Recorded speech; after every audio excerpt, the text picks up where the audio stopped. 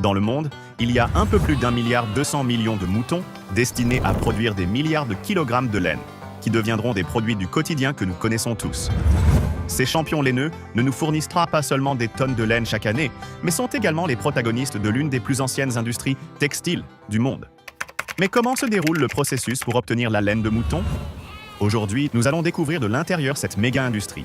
Alors abonne-toi et mets un like à la vidéo, car ce processus va te surprendre. Mais avant de plonger dans le fonctionnement de l'industrie moderne de la laine, cela vaut la peine de connaître un peu son histoire.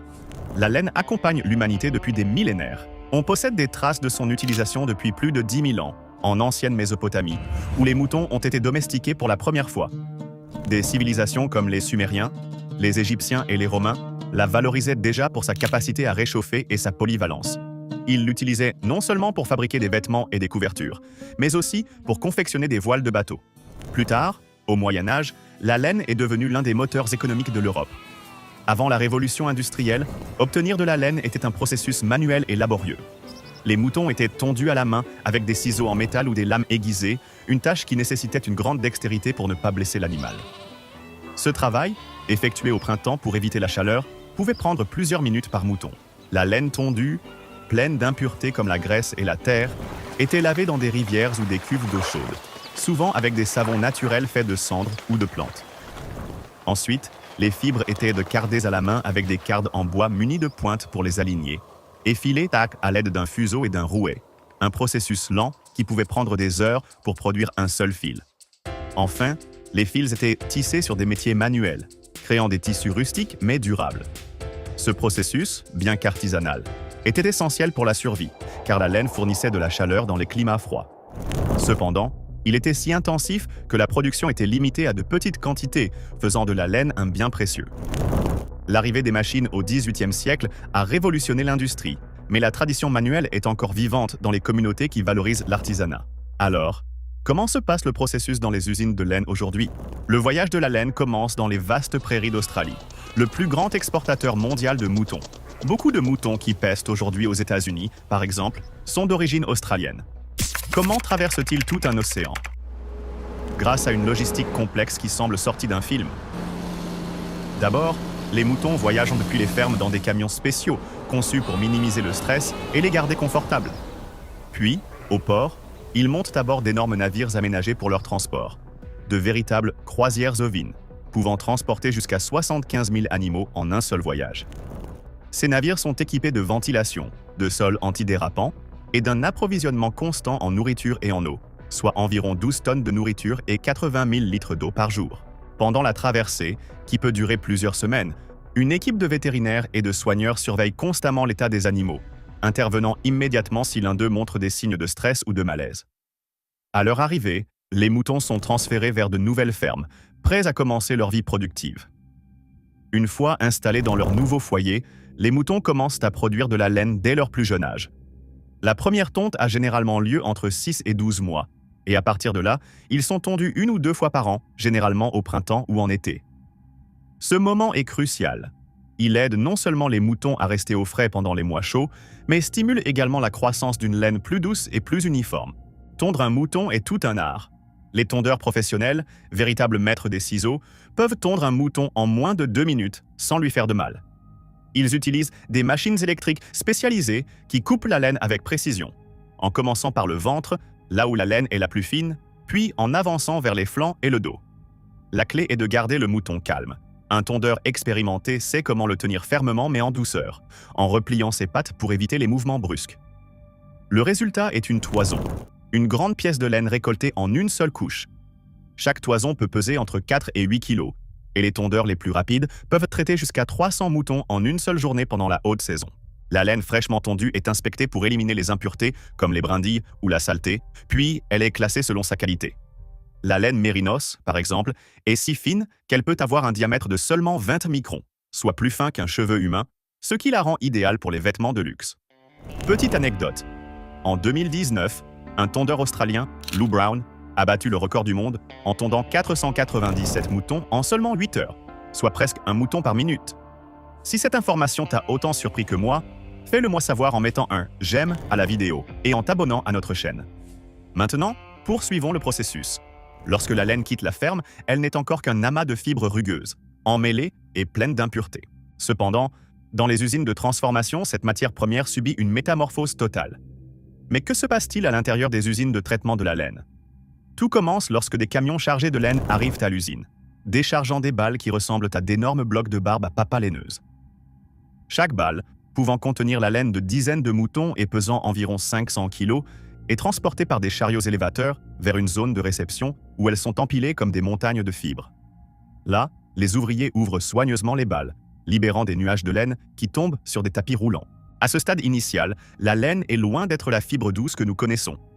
Elle est pleine d'impuretés comme de la terre, des brindilles, de la graisse naturelle et même de petits restes de végétation ramassés par les moutons en pâturant. Pour la nettoyer, des ouvriers expérimentés inspectent les mèches à la main, séparant les fibres de meilleure qualité et écartant celles qui sont trop sales ou endommagées. En même temps, des machines équipées de lames rotatives divisent les mèches en fibres plus petites, tandis qu'un système de ventilateur aspire la poussière et les particules fines, rendant la laine plus légère et plus moelleuse. À noter, la lanoline, cette graisse naturelle extraite de la laine, est en fait un ingrédient vedette dans les cosmétiques. On la retrouve dans les crèmes hydratantes, les baumes à lèvres et même les produits pour bébés. Grâce à ses propriétés adoucissantes, la laine, même si elle semble propre à l'œil nu, n'est pas encore prête à devenir du fil. Pour éliminer les impuretés les plus tenaces, les fibres sont plongées dans d'énormes cuves d'eau chaude mélangées à des détergents doux et biodégradables. Ce processus, qui ressemble à un spa pour la laine, est crucial pour retirer la lanoline, la sueur ovine et toute odeur persistante. À l'intérieur des cuves, des barres métalliques tournent lentement, peignant les fibres avec des mouvements similaires à ceux d'un peigne géant, tandis que des bulles d'air poussent les impuretés vers la surface pour faciliter leur extraction.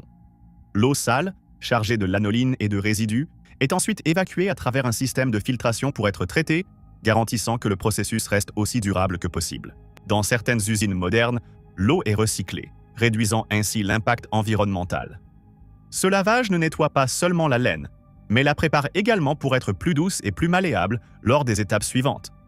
Une fois propre, la laine est imbibée d'eau. Elle passe donc par une machine de séchage utilisant des courants d'air chaud pour éliminer l'humidité sans rétrécir ni abîmer les fibres. Ce processus ne fait pas seulement sécher la laine, il la rend aussi plus volumineuse et plus agréable au toucher. Les usines les plus avancées contrôlent précisément la température pour éviter que les fibres ne brûlent ou ne perdent leur élasticité naturelle. L'étape suivante est le cardage, une phase qui transforme la laine en un nuage de fibres parfaitement alignées. Ici, la laine passe à travers une cardeuse équipée d'énormes rouleaux couverts de milliers de pointes métalliques tournant à grande vitesse. Ces pointes agissent comme un peigne géant, démêlant les fibres, les alignant dans une même direction et éliminant tout résidu ayant survécu au lavage. Le résultat est une fine couche uniforme, connue sous le nom de voile de carde, qui ressemble à une feuille de coton doux prête pour le filage. Avec les fibres cardées et alignées, vient le moment de les transformer en fils. Ce processus commence dans la machine à filer, où les fibres sont étirées et tordues pour former des brins continus. Les rouleaux de la machine tournent à différentes vitesses, affinant les fibres jusqu'à atteindre l'épaisseur désirée. Ensuite, un système de torsion applique juste la bonne quantité de rotation pour donner au fil résistance et élasticité. Cette étape est si précise que les opérateurs peuvent ajuster la torsion pour créer des fils épais et rustiques pour les tapis ou fins et doux pour les vêtements de luxe. Les fils finis sont enroulés sur de grandes bobines, prêtes à être teintes ou tissées. Dans certaines usines, les fibres sont teintes avant le filage pour garantir des couleurs plus uniformes, tandis que dans d'autres, ce sont les fils, voire les tissus finis, qui sont teints pour créer des motifs plus complexes. La laine est particulièrement réceptive aux teintures, ce qui permet d'obtenir aussi bien des tons naturels, comme le crème et le gris, que des couleurs vibrantes comme le rouge cerise ou le bleu saphir. D'ailleurs, toute la laine ne provient pas des moutons. La laine de Vigogne, obtenue d'un camélidé sud-américain, est si rare et douce qu'un seul kilo peut coûter jusqu'à 3000 $, soit plus cher que l'or sur certains marchés. Un pull en Vigogne peut valoir des dizaines de milliers de dollars, en faisant un véritable article de luxe. Mais en continuant sur la ligne de production, les fils de laine sont prêts à devenir des tissus, et c'est là que l'art du tissage entre en jeu. Sur des métiers à tisser automatique, les fils sont divisés en deux groupes, les fils longitudinaux, ou chaînes, qui sont tendus sur le métier pour former la base, et les fils transversaux, ou trames, qui s'entrelacent perpendiculairement en suivant des motifs précis. Les navettes du métier pouvant se déplacer à des vitesses vertigineuses insèrent les fils de trame entre ceux de la chaîne, créant des tissus allant des plus denses, comme ceux utilisés pour les manteaux, aux plus légers, idéaux pour les écharpes. Le tissage n'est pas la seule destinée de la laine.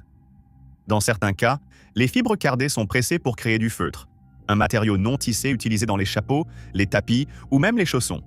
De plus, la laine peut passer par des processus de finition, comme la vaporisation, qui stabilise le tissu, ou le brossage, qui lui donne une texture plus douce et plus veloutée. Avant de quitter l'usine, les tissus passent par un contrôle qualité rigoureux. Des inspecteurs examinent chaque mètre de tissu à la recherche d'imperfections, s'assurant qu'ils respectent les normes pour une utilisation dans les vêtements, les couvertures ou la décoration. Étonnamment, la laine n'est pas seulement chaude, elle est aussi résistante au feu et biodégradable, ce qui en fait l'une des fibres les plus durables du monde. Sur une planète où la durabilité est essentielle, la laine se démarque comme une option écologique pouvant se décomposer naturellement sans laisser de traces. La transformation de la laine ne s'arrête pas au processus traditionnel. Les usines modernes adoptent des technologies innovantes pour rendre la production plus efficace et respectueuse de l'environnement. Par exemple, certaines usines utilisent l'intelligence artificielle pour classer les fibres selon leur qualité, réduisant ainsi le gaspillage. D'autres recyclent l'eau utilisée pour le lavage ou utilisent des teintures naturelles dérivées de plantes et de minéraux afin de minimiser l'impact chimique. De plus, la laine gagne du terrain dans des industries inattendues. Dans le secteur de la construction, elle est utilisée comme isolant thermique et acoustique dans les bâtiments écologiques, grâce à sa capacité à réguler l'humidité et à résister au feu. Dans la mode, les créateurs de haute couture redécouvrent la laine mérinos pour créer des vêtements ultra légers qui allient élégance et fonctionnalité. Même dans le domaine médical, la laine est utilisée dans les bandages et les textiles thérapeutiques grâce à ses propriétés hypoallergéniques. La polyvalence de la laine en a fait un matériau clé dans l'économie circulaire. Étant biodégradable, elle peut se décomposer dans le sol en quelques années, contrairement aux fibres synthétiques comme le polyester, qui peuvent prendre des siècles. Cela fait de la laine non seulement une fibre du passé, mais aussi une fibre du futur. En plus des vêtements, la laine a des usages inattendus. Par exemple, elle est utilisée dans les filtres à air pour capturer les particules polluantes, dans les engrais organiques pour enrichir les sols, et même dans la construction de maisons écologiques en tant qu'isolant thermique. Et voilà comment est faite et comment fonctionne la laine que nous connaissons tous. Qu'as-tu pensé du processus? Dis-le-moi dans les commentaires. Si tu as aimé la vidéo, mets un like et n'oublie pas de t'abonner pour ne pas manquer notre prochaine vidéo. À très bientôt!